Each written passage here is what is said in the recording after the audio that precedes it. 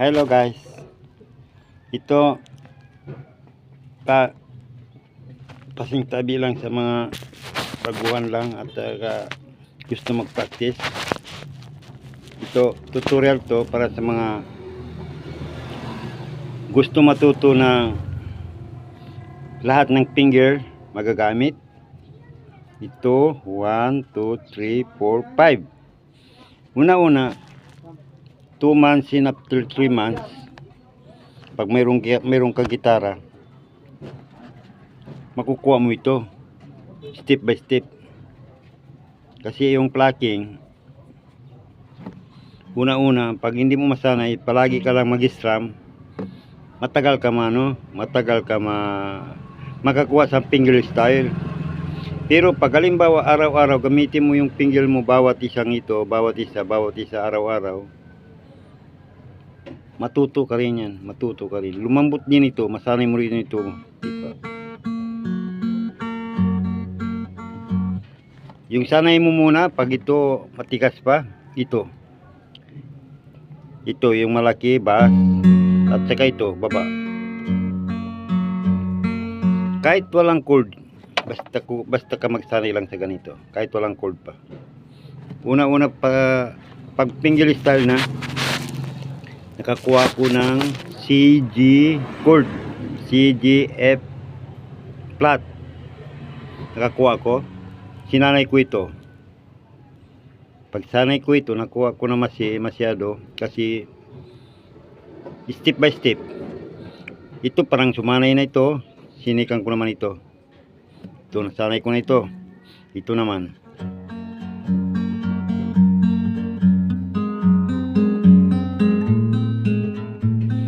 Bawat isang string, tusok mo ito, bawat isang string, sanay mo talaga. Pag nakuha mo na ilang buwan, ilang araw, sanay mo naman ito. Bali yan 3. Sanay ko naman.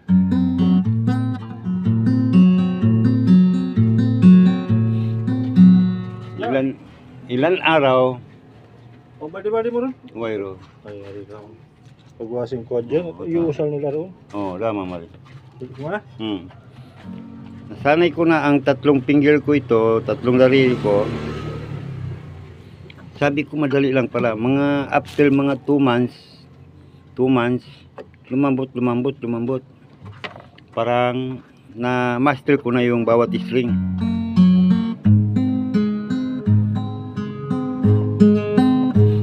Yun, hanggang umabot dito,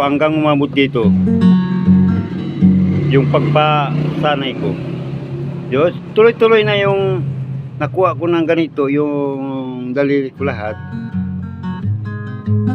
Pag hindi mo yung sanayin, talagang mahirapan ka pag hindi mo sanayin. Kasi ang karamihan sa plucking, pag mayroon na mga kanta mahirap, bira ka lang makakita na 2 kamay lang ginamit niya. Pag halimbawa ito, bira ka lang. Pero meron naman makakuha, pero sanay niya talaga yun. Gusto niya talaga ganun, 1 kamay lang, 2 ito.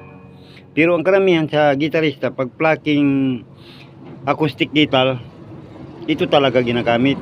1, 2, 3, 4. Yan. Karamihan sa kanta, tulad ng mabilis na plucking, 4 yan. 4 na ito. Kamay na yan. 10 lang kita. Halimbawa, kanta ni Kuya Freddy, yung pumaon na yun, kanta ni Kuya Freddy, mahirap yung kunin mo yung mga kanta niya, yung 2 kamay lang, mahirap talaga yun. Saan ba ka makakita ng ganyan? Yan. Kasi bawat isa ibang string, kaya nga ang tunog ng gitara parang nagano siya, parang continue, walang stop. Kasi yung kamay niya continue ganyan. Yun ang pinagtaka ng iba, bakit mahirap kunin. Pagbaguhan ka pa, mahirap talaga kunin pagbaguhan ka pa mag-practice. Kasi bawat isang string, 1 kamay niya yan. Kaya nga ang tunog ng gitara continue. Yun. Kahit na gano siya, kahit nagkakanta siya, continue ang gitara. Kasi continue ang kamay niya.